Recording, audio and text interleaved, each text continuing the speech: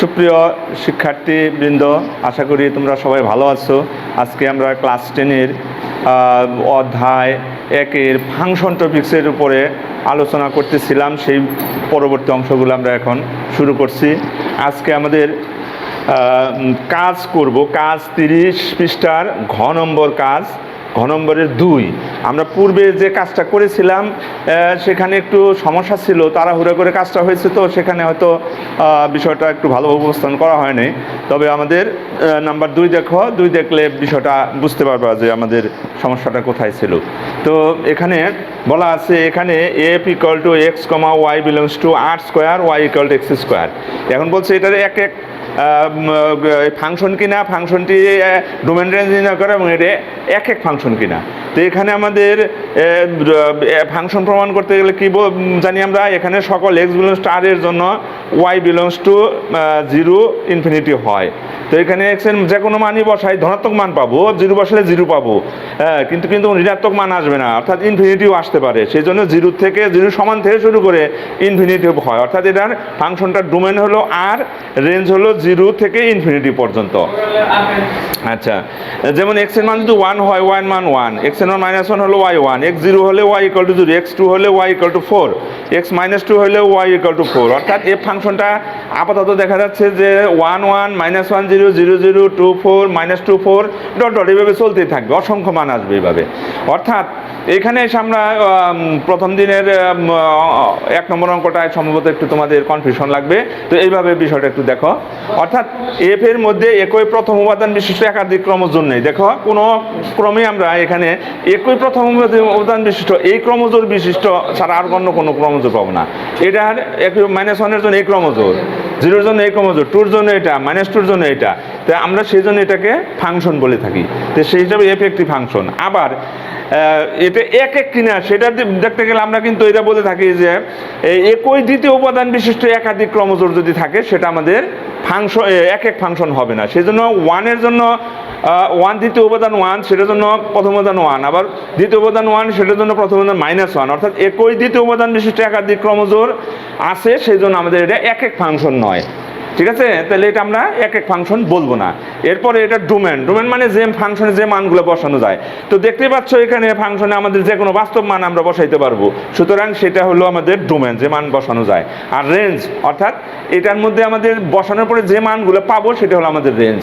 রেঞ্জটা হলো আমাদের এখানে 0 থেকে শুরু করে বাস্তব সংখ্যা 0 থেকে বাস্তব এবং 0 ধনাত্মক বাস্তব 0 সহ যে কোনো মান যদি এখানে বসাই, এখানে যে কোনো মান যদি আমি বসাই বাস্তব সংখ্যা, তাহলে সর্বনিম্ন 0 পাবো, 0-র চেয়ে কম পাওয়া যাবে না, এবং বাকি বাস্তব সকল মান অসীম পর্যন্ত পাওয়া যাবে। সেই জন্য আমার রেঞ্জ হলো 0 থেকে ইনফিনিটি। ঠিক আছে, তো এই হলো আমাদের এটা। নেক্সট এই জাতীয় আরও অনেক অঙ্ক আছে এখানে, তোমরা অবশ্যই এই বিষয়ে একটু যদি বুঝে থাকো এটা, তাহলে 3 4 এগুলো আমরা করতে পারবো। ঠিক আছে, থাক আজকে এ পর্যন্তই। এই ঘ নাম্বারে আমরা নম্বরে চলে যাই। দেখো যে এই ফাংশনটি একটি ফাংশন, এবং ফাংশনটি এক এবং সার্বিক, এক এবং সার্বিক, তাই না? ভিন্ন ভিন্ন সদস্যের প্রতিচ্ছবি ভিন্ন ভিন্ন।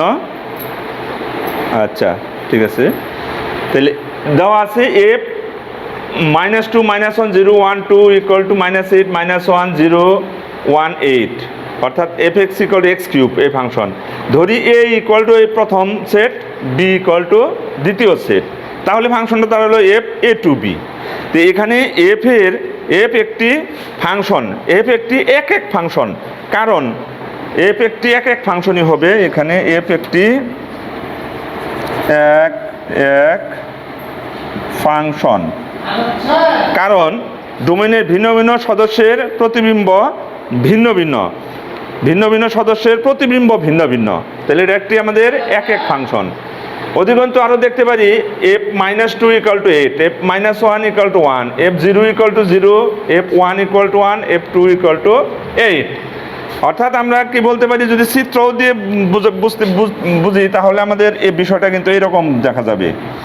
এটা হলো -2 -1 0 1 2, এটা হলো 8, এটা 1, এটা 0, এটা 1, 8, এটার সাথে এটা, এটার সাথে এটা, এটার সাথে এটা, এটার সাথে এটা, এটার সাথে এটা, অর্থাৎ উপাদান, উভয় সেটের উপাদানের একটা একটা আমাদের মিল আছে। একটা একটা মিল থাকার জন্য আমরা এটাকে আমরা এক এক ফাংশন বলি, এক এক ফাংশন বলে থাকি।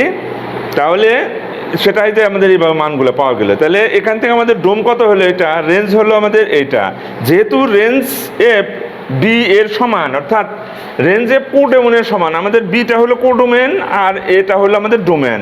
যদি রেঞ্জ ফাংশনের রেঞ্জ যদি কোডোমেনের সমান হয়ে যায়, তাহলে আমাদের এটা ফাংশনটাকে আমরা সার্বিক বলে থাকি, সেজন্য এই ফাংশনটা আমাদের সার্বিক। ঠিক আছে, তাহলে থাক আজকে এ পর্যন্তই, আর বেশি নয়। সামনে আগামী দিন হয়তো তোমাদের সাথে আবার দেখা হতে পারে। ভালো থেকো, থ্যাংক ইউ।